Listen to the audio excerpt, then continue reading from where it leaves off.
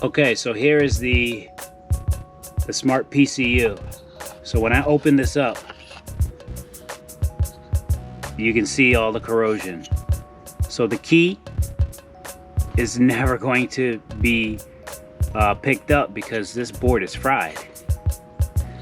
And this was way up in the dash, up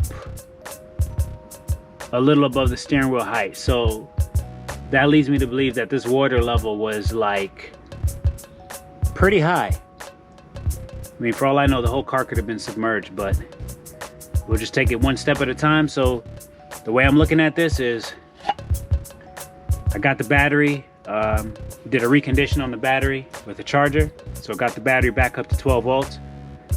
And so we're just gonna see if things are getting power. So first thing, power needs to get to this unit to be able to pick up the key.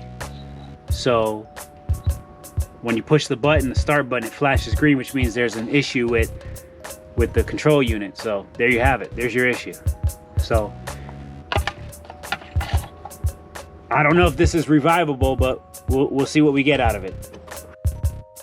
So at this point in the process, this is just a major disassembly task. So when it comes to this flooded vehicle, from my experience, and when I say experience, I use that lightly. My first experience, which is this vehicle, there's a lot of electrical components that can be damaged by the water. So at this stage, it's just a matter of disassembling a lot of the electrical components to see if there are any parts that are salvageable, anything that I can use, rejuvenate, whatever it may be.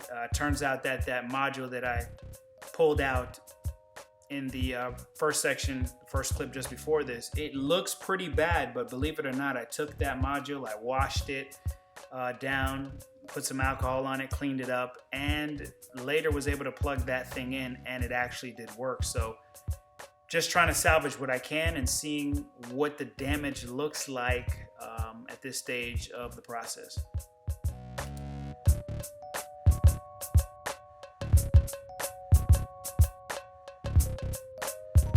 Okay, definitely some condensation here. I mean, this thing, I'm telling you, it had to be deeper than what they said. There's just no way. There's no way that water level could have been that low.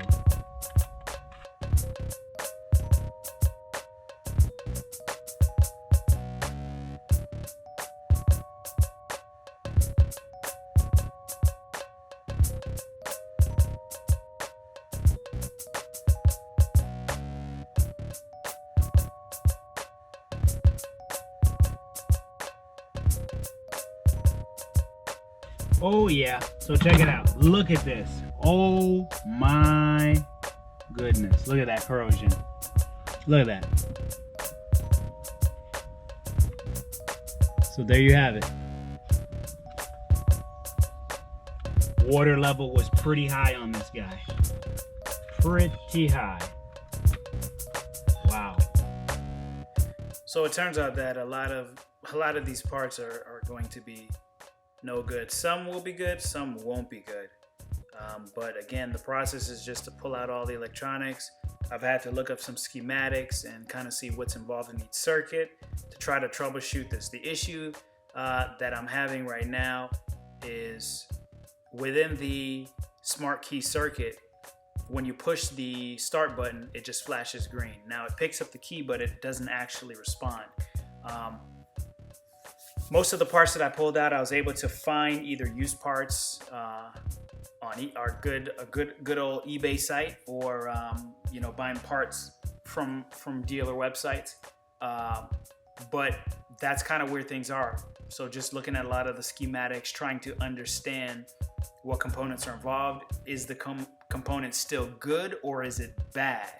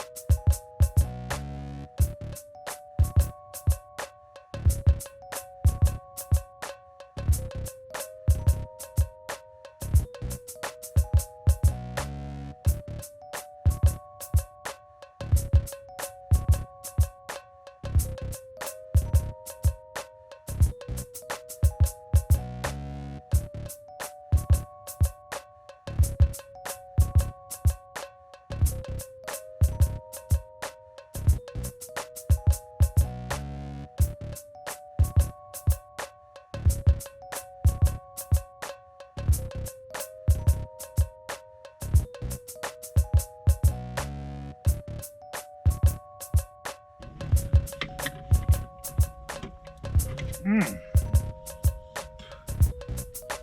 this carpet is soaked.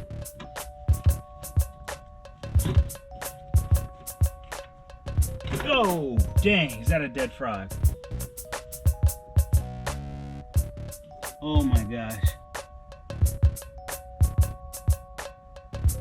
Or it could be alive. That's disgusting. There's a frog under the carpet. This thing was swimming in a lake. This is insane. I don't know if that thing is alive or what, but there is definitely a frog in here.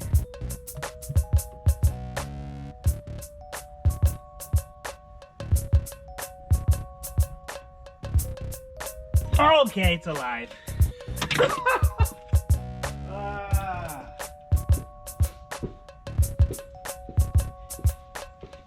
Yo, there's a frog right in there, and that thing is alive. What other creatures are living in here? How did the frog even get in here?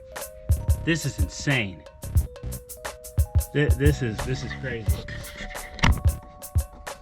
There's literally a live frog under the carpet of the car.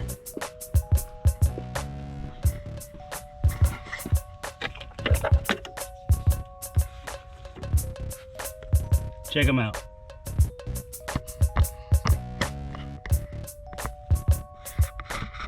Look at that.